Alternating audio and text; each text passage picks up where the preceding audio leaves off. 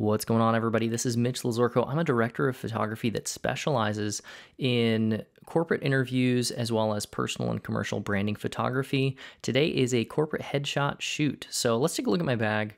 Today we're going to be working with the 70-200 for headshots. I really like that 100 to 115 millimeter range. I feel like it's got the right amount of compression.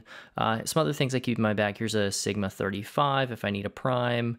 I've got a 50. This thing is great, as well as a 16. Occasionally I need a wide shot. I don't really need it that often.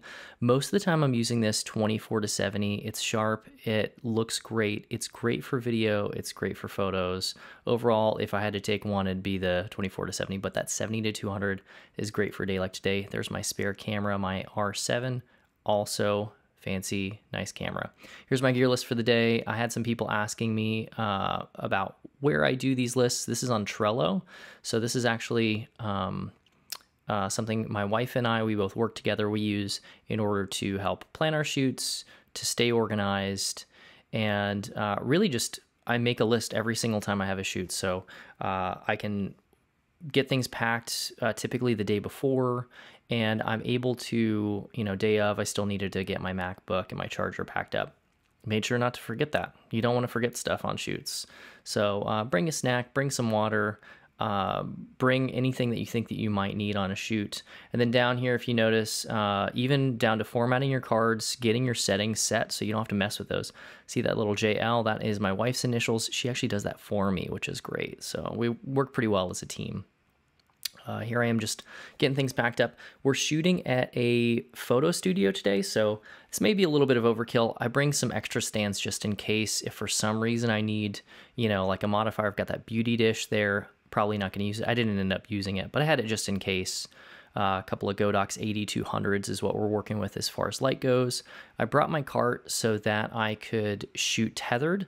Really like when I'm doing stills, if I'm able to be in one spot, shooting tethered just allows the client, typically I'm working with a an administrator or a marketing director, as well as the people I'm taking photos of. I love that they can review the shots, make sure they're happy with their expression, make sure, every once in a while a collar's turned up, or maybe they've got some lint on a shirt. It's great to be able to take that shot again if need be. So Brightside Studios, it's my favorite photo studio here in Dallas for a couple of reasons. It's in a good spot. It has really good parking. The lighting is good if you want to use it as a natural light studio. It's got a ton of space. And one thing that's really unique about it is that they have a kitchen, living room, a corporate meeting set, all of those things, as well as just space if you want to put up a backdrop, which is what we're doing today. So here I am just loading stuff on the cart. I parked a little ways away from the door so that we'd have room. Ended up taking photos of about, I think it was 8 or 9 people today. So I wanted to make sure everybody had a spot. So parked a little bit further away. And beautiful day in Texas. It's starting to get a little hot though. So I tend to get a little warm. So we're in the shorts trying to dress for the weather while still looking, I don't know, a little bit professional. You can be the judge of that. So here's the space. What I love about this space, so I was talking about that. So I'm standing in the kitchen set. To the right are all those set areas. They've got a bunch of furniture. And here I'm just getting things set up. So we've got our backdrop, got my camera. Our key light's going to be about a 4-foot umbrella with a diffuser. And I've got a backlight going as well. The challenge with this shoot really was to try to match the background color, which is like a light gray that they have already on their website. So part of the challenge with corporate headshots is matching the shots that they already have. Typically, you're not taking photos for the first time with businesses. Notice I've got gaff tape on the floor. That's where I want the subject to be. What's great about having the depth here, I've got about 8 feet from the camera to the subject and about another 11 feet from the subject to the background. So I'm able to have good separation, but still shoot at a high f-stop. I'm actually shooting at f8, I think ISO 100. I think my shutter speed was at 160 for these. So I was able to kill the ambient light, really control things the way that I wanted to in order to get my light as consistent with what they have on their website. Check it out. I've got the cable clamp. Works really good with our Tethered Tools cable. So here's just that's me. Here's just a raw shot. So this is straight out of camera with that backdrop. Now, color grading, focusing just on me, so don't worry about the backdrop. We're going to adjust that here in a second, but just making things look nice here. And then I ended up deciding to just pull the backdrop out. I shot it at f8.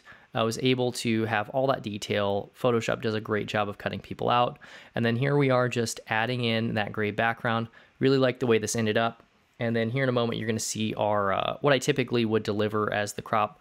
I like a 1:1, so here's what we got here. I ended up delivering to the client in 3:2, so we had that horizontal crop. I was actually shooting for an agency here in town, so it's really nice being able to just be given a brief, know what my deliverables are, have my point of contact, and just deliver. So packing things up a little bit here. Notice on my C-stand, I've got my little tennis ball on the end. You do not want to put anyone's eye out on set. So make sure you have insurance, but your business insurance, but make sure that you're doing your best not to injure anybody at the same time. Notice I got the sandbag on there too. And this is after the shoot. It was about an hour long. So it was about 30 minutes of setup, about an hour of shooting, about 8 people, roughly 2 to 3 deliverables per person. And they were able to check as I was shooting Tethered to make sure they were happy with their images. So overall, I really enjoyed shooting in the studio. The other thing too, like cutting off my paper backdrop, just getting rid of some of that. It had some tears in it. Be kind to the spaces that you rent. Make sure you're putting things back where you found them. Make sure you're checking what their rules are in terms of what you need to do before you leave. I actually stop here as I get to the door because I realized I left that gaff tape on the floor, but pulled it back up. If you're more of a video shooter, thanks for watching. I know photo and video is a little bit different. I found that by doing both, I'm able to grow with both. So every time I learn something with photography, I feel like I'm a better video person. Every time I learn something in video, I feel like I'm a better photo person. So I'd like for you to tell me if you enjoyed this video, what did you like about it? What more would you want to see? And thanks, guys.